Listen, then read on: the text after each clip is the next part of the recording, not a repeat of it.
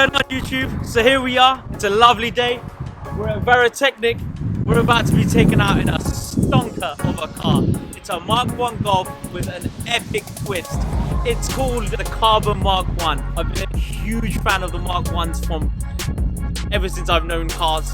This one here is something. It's 18 years in the possession of the car owner. It's seen loads of different transformations and periods of his life. And today, we get to go out in this beast.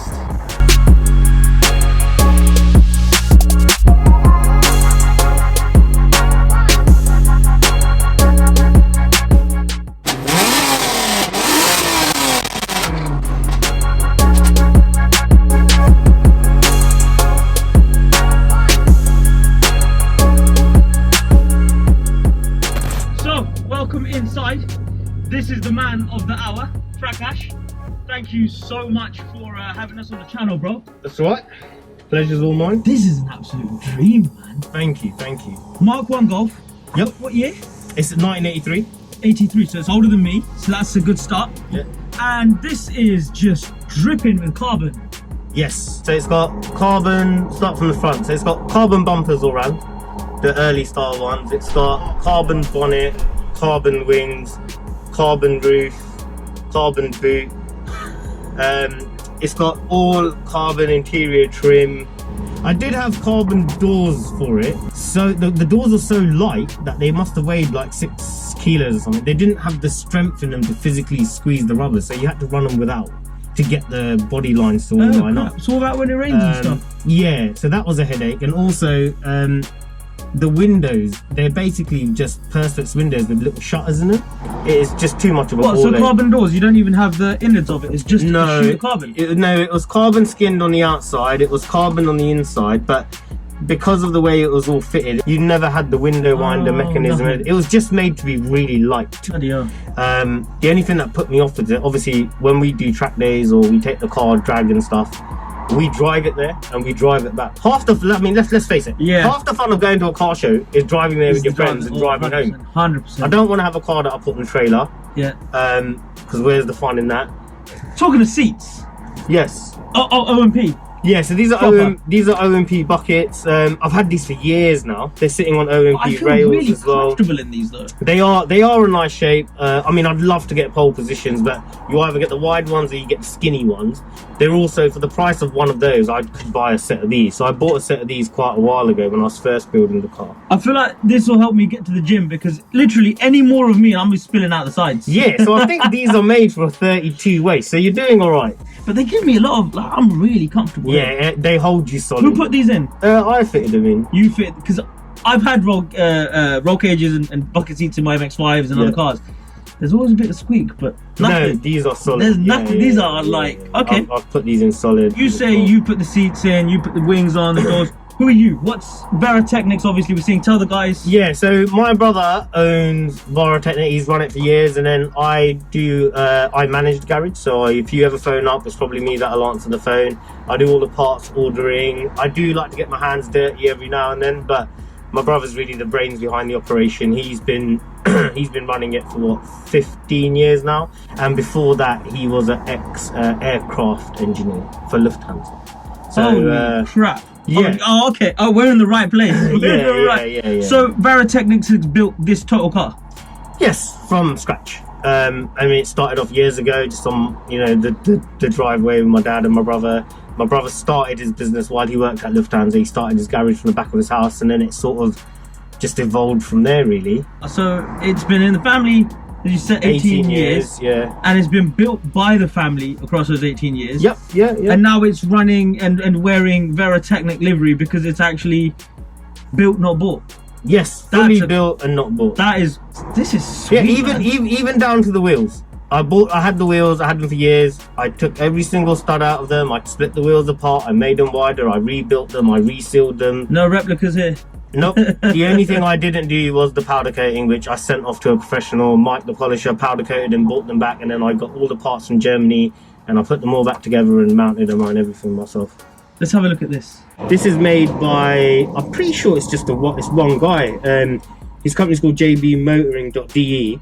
and he built this purposely for these gearbox cables. So usually in a Mark 1 Golf, you get this gear slip that would have been mounted from underneath. But obviously now I'm running a 2.5-inch exhaust all the way through that tunnel space. So what I've done is when I originally had my G60, we took the shift tower and everything for an O2A box, and we fitted it inside the car. So then what I did is when I put the buckets in, it was really low and the throw was really long. So what we decided to do, when we put the R32 in it, I thought, right, I'm tired of leaning forward and getting out of my seat, is JB Motoring were offering these for the O2As. But the nice thing about his one is it fits the standard cables. So I took my old box apart, pulled out the cables and fitted them into this. And now the throws, like, as you can see, it's much smaller and it's very precise. I need to have a go. I need to have a go. Yeah, have a go.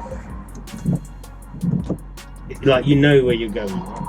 It's the fucking sexiest thing. It's a nice ever. feeling, isn't it? It clicks. It's real nice. fully mechanical. Fully mechanical. And you can't really sod up your shifts on that. It just flies into where it wants to be, and the throw is completely minimal. It's funny, right?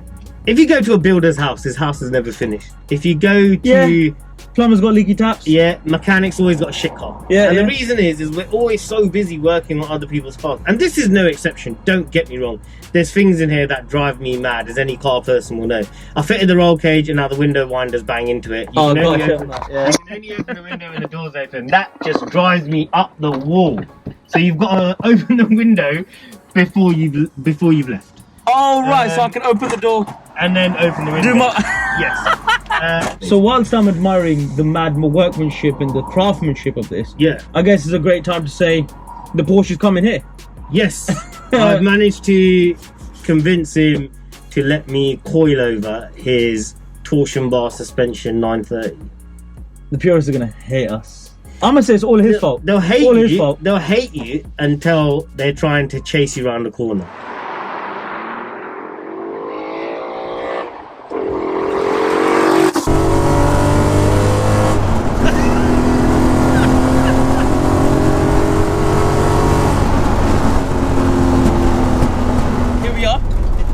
For the second time, because numbnuts over here forgot to plug the microphone in, so living and learning. So talk to us. This is a Mark 1. Yep, it's a Mark 1 Golf 83 GTI. It's now got a Mark 5 R32 VR6 in it. So the gearbox is out of a Mark 3 Golf VR6. The mounts and everything, drive shafts, all made by Eurowise over in America. And then something a little different, the top end, like the inlet manifold, the throttle body is actually off a Porsche Cayenne. That sort of helps move the air filter to the left side rather than on the right side where my brake servo and all of that sort of exists. Then when I was in my early 20s, me, my dad and my brother, driveway, early morning, got a Mark II Golf and slapped a 16 valve in it, which is a bit revier, a little bit faster. On your driveway? Yeah, we did it me, my dad and my brother did it in the driveway. Started early morning and it was all done and running, and I drove it home in the evening. So my dad's a retired mechanic, and me and my brother both run Varotechnic. It was a show car to start with? Kind of, yeah. It was a show car stroke, just a fast road car. It had full levers in it and everything.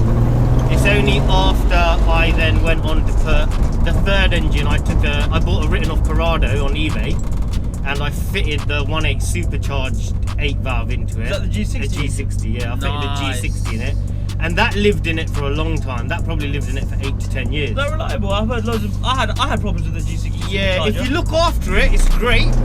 And I did. I always had the charger done by Jabbersport or G-Works. I went out of my way to look after it. I drove it to Amsterdam, I drove it to the Nürburgring, I raced it for 4 days, I drove it home. I've raced Liddon Hill in it probably 2 or 3 times, so I got the most out of it, but it was like we really looked after it. That's the main thing with a G60, right, is you've got to look after them, so yeah.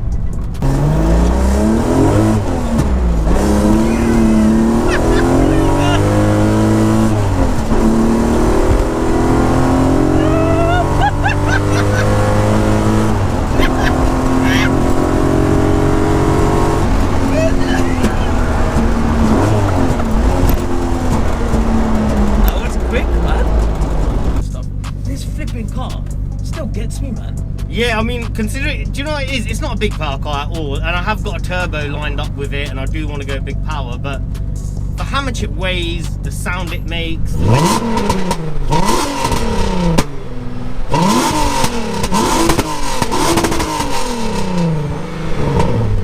way it makes you feel, it's wicked. I can't complain. I couldn't imagine this on the A roads and B roads. I mean, this must be exactly the baddest thing to go out on a blast on these B roads. It surprises some people. I've had like M3s and RSs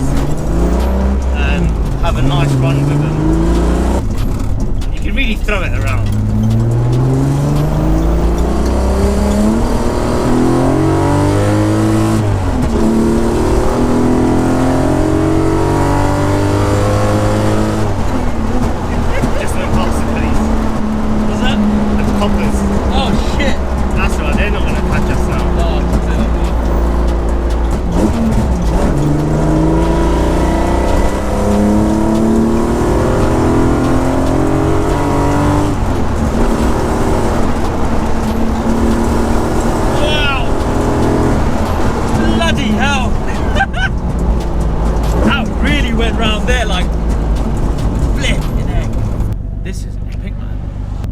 Part and parcel. I think once I turbo it, the next thing's to try and get hold of a rally back end, because this thing with a turbo on an R32 packing 4,500 brake with four-wheel drive would be an absolute machine. So the plan is four-wheel drive. Yeah, this turbo. time next year I'm hoping this will be turboed, and then by the following year I'm hoping this will be four-wheel drive. I mean, to be honest, at the minute, I wouldn't say you need. Do you feel like you need more? Or no, I don't. It's just. Why not? I mean, it's a really good advertisement for the garage. So we use it as a move. I tell myself that. I'm just doing it for shits and giggles. You know what? I love the fact that you've put the character into the car. Thank you. See, for me, I'm buying cars and I'm saying, oh, I love the character of the car and whatnot. I feel like a fake. This is like an extension of you. I see you in this car and you're at home. In this car, you've got memories of friends and family, of how you bought it. 18 years. Yeah, I mean, I've been to car shows and met people, and you're like, oh, you're that guy with the black Mark 1 Golf, isn't it? It's like, yep, that's me. Nice. Well, you definitely haven't got commitment issues, I'll give you that. Absolutely love it. Listen, let's leave it there. Huge thank you to Prak. It's been absolutely amazing. Cheers, man. Look forward. Please do like, subscribe, share, all that jazz. On to the next one.